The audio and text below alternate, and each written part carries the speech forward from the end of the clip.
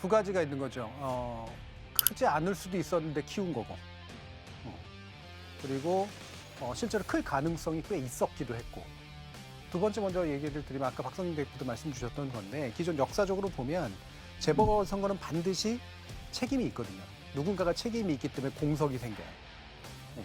그럼 그 공석이 생긴 부분을 만들어냈던 책임 정당 내지 후보자는 상당히 곤란을 겪을 수밖에 없는 조건. 이런 거에 대부분 다 처했던 거는 역사적인 사실이 맞거든요.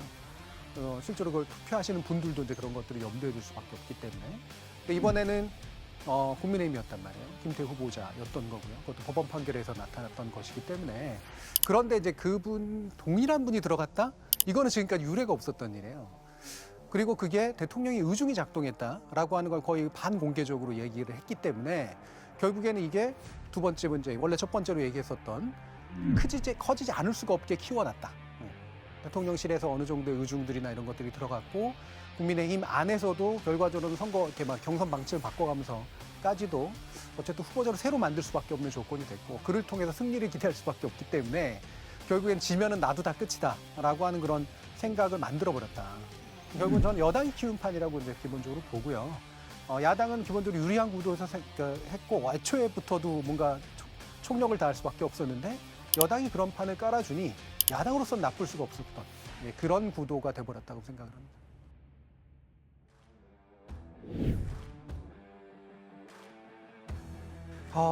글쎄요. 이거는 뭐 제가 함부로 예상할 수는 없는데 현재까지의 통치 스타일로 보면은 큰 변화는 없을 가능성이 좀 높지 않나 이렇게 보는데 그럼에도 불구하고 두 가지 아마 나온 얘기 중에는 김근수 위원장께서 얘기하신 대통령이 금방금방 뭔가를 바꾸는 스타일은 아니래도 마치 항공모함이 움직이듯이 어느 순간에선가는 변화가 생기면 이제 큰 움직임으로 나아간다.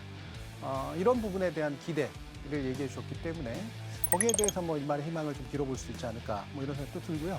박성민 대표처럼 이게 권력을 가진 쪽에서는 대통령으로서 이제 뭔가 정권 후반기에 뭔가를 하려면 결국에는 그 정국에 따라서 뭔가 방침을 정하지 않으면 안 되기 때문에 대통령 스스로가 바뀌기는 어렵지만 그 바뀌는 게 강제는 되더라라는 기존의 역사적 경험 같은 것도 얘기해 주셔서 아마 그런 부분들만으로 봤을 때는 뭐 가능성을 완전히 배제하기는 없지 않을까 그런 생각입니다.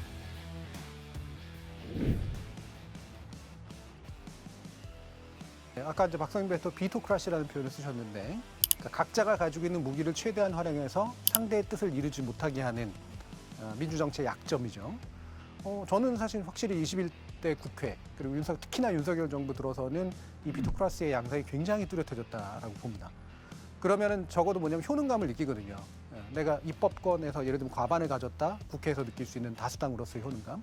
그거보다 더 큰 거는 또한 정부죠. 아무래도 정부는 거부권도 이제 쓸 수 있고 거부권을 이렇게 매번 쓸 수 있다는 것도 역사적으로 처음 실험되고 있는 상태이기 때문에 그러니까 이런 민주제도가 가지고 있는 최대한의 권력 자원을 각자가 써버리는 그런 일들이 벌어진 거란 말이에요.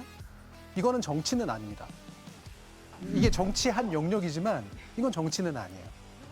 굳이 말하면 법이죠, 법. 그러니까 법의 어떤 한계를 계속해서 실험하는 그런 양상이기 때문에 이 법치와 정치는 연결되어 있지만 동일하진 않다고 얘기했죠. 정치는 새로운 영역, 애매모호한 영역들을 만들고 끊임없이 법을 규율하지 못하는 것 또는 법이 미처다 정하지 못한 것들을 채워내는 그런 대단히 사실 생산적이고 상상적인 활동이거든요. 이게 결정적으로 이제 훼손이 된 거예요. 다시 말하면 겉으로 보기에는 정치의 일종 같아 보이지만 실제로는 정치가 작동하는 영역을 완전히 없애버린 상태에 와버렸다. 그럴 때 과연 정말로 선거는 승리하거나 선거에 대해서 소개 성과를 일부는 나눌 수 있어도 하고 싶은 걸 할 수 있을까? 그럼 지금 질문해야 될 건 그래서 정치를 통해서 뭘 하고 싶은지가 얘기가 나와야 되는 것 같아요. 기존 대선에 그게 좀 부족했는데 지금의 양당도 그게 많이 부족하죠. 결국에는 이번 선거를 거치면서 재보궐선거 거치고 나머지 6개월의 총선 기간 동안 대립은 하겠지만 나의 정치로 뭘 하고 싶은지에 대한 이야기가 좀 나와야 된다. 그나마라도.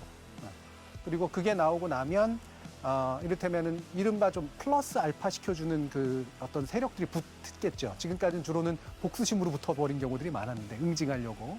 그게 아니라 이게 정치의 내용으로 채워졌으면 그나마 낫겠어 라고 생각하는 사람들이 어느 한쪽에 힘을 실어주는 방식으로 가게 되면 그때는 승자 패자가 정치를 만들어낼 수 있는 승자 패자로 좀 재구성될 수도 있지 않을까. 남은 6개월 동안 저는 그런 걸 기대합니다.